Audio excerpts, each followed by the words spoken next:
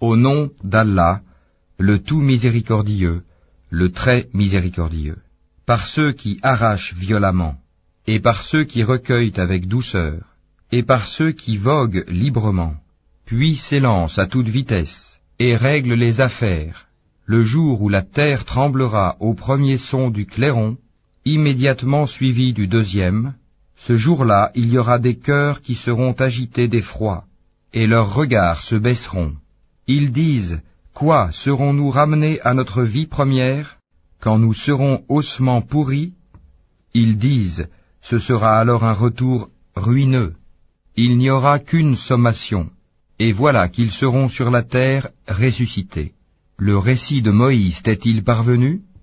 Quand son Seigneur l'appela, dans Towa, la vallée sanctifiée, va vers Pharaon, vraiment il s'est rebellé. Puis dis-lui, voudrais-tu te purifier, et que je te guide vers ton Seigneur afin que tu le craignes? Il lui fit voir le très grand miracle. Mais il le qualifia de mensonge et désobéit.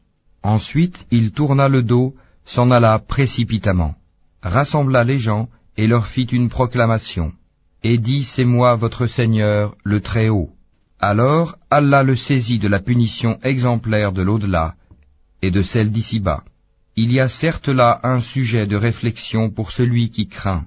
Êtes-vous plus dur à créer ou le ciel qu'il a pourtant construit? Il a élevé bien haut sa voûte, puis l'a parfaitement ordonnée. Il a assombri sa nuit et fait luire son jour. Et quant à la terre, après cela, il l'a étendue. Il a fait sortir d'elle son eau et son pâturage. Et quant aux montagnes, il les a ancrées, pour votre jouissance, vous et vos bestiaux. Puis, quand viendra le grand cataclysme, le jour où l'homme se rappellera à quoi il s'est efforcé, l'enfer sera pleinement visible à celui qui regardera. Quant à celui qui aura dépassé les limites et aura préféré la vie présente, alors l'enfer sera son refuge.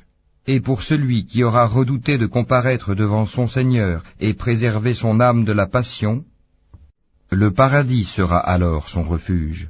Il t'interroge au sujet de l'heure. Quand va-t-elle jeter l'ancre? Quelle science en as-tu pour le leur dire? Son terme n'est connu que de ton Seigneur. Tu n'es que l'avertisseur de celui qui la redoute. Le jour où ils la verront, il leur semblera n'avoir demeuré qu'un soir ou un matin.